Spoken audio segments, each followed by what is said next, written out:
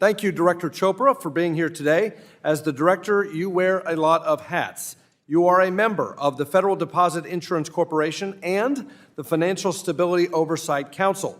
This committee has spent a lot of time understanding how regulators reacted to the failures of Silicon Valley Bank and Signature Bank. Given that both the FDIC and FSOC played critical roles in those failures, I'm looking forward to hearing about your involvement in the decision-making process.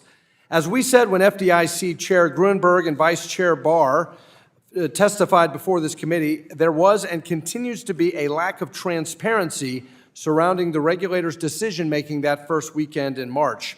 Was there an ideological lens that impacted your response? Did your views regarding bank consolidation lead to a delayed resolution and greater uncertainty in the financial sector? Let's spend more time on this when we get to questions. Turning to your job today as CFPB Director, your agency is responsible for regulating and enforcing consumer financial laws.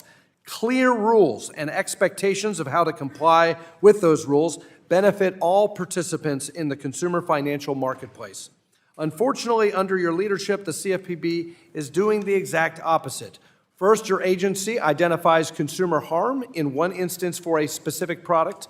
From there, you extrapolate that harm occurred everywhere and everyone should be under suspicion. In fact, every act is presumed abusive until the CFPB or a court decides maybe they aren't. You use compliance bulletin circulars and advisory opinions to sow doubt and confusion in the marketplace. You vilify entire industries simply because they are politically unsavory in your opinion. The practice of name and shame first, verify later isn't consumer protection, it's McCarthyism. This harms consumers and the economy at large while propping up trial lawyers and consumer activist groups. Let me be clear, that is not the mission of the CFPB. Finally, I'll turn to what appears to be your most recent appointment as an appendage of President Biden's re-election campaign. When the president started talking about junk fees, the current hyper-partisan CFPB engaged in a campaign about its effort to clamp down on, you guessed it, junk fees. Look, it's an easy target. No one likes fees. And to be clear, some fees should be questioned to ensure people are not getting ripped off. But to indiscriminately label fees as abusive is a blatant attempt to pander to Americans who have been hung out to dry in the Biden economy. My Democratic colleagues will likely turn to their favorite talking point, corporate greed, to explain away the need for fees. But you know who else relies on fees? The government. The IRS charges late fees on taxpayers. If you want to enter most national parks, you pay a fee. Even the CFPB charges fees on Freedom of Information Act requests. So why would the CFPB believe that the same costs that these fees cover or the actions they are designed to deter do not exist in the private sector? I'll finish with this.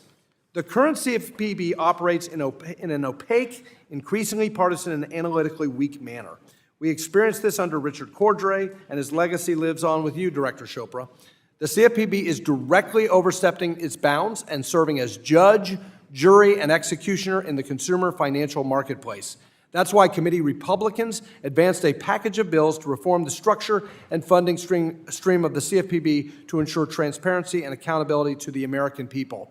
And let me just say one thing about the rulemaking on credit cards. I want you to talk about this, Director, because we don't understand how it's protecting consumers to say to a subprime credit card borrower who's always on time and never pays late, which is 74%, according to your own data, 74% of Americans who have credit cards never pay late. Why is it consumer protection to force them to pay a higher interest rate by lowering the late fees on borrowers who never pay late?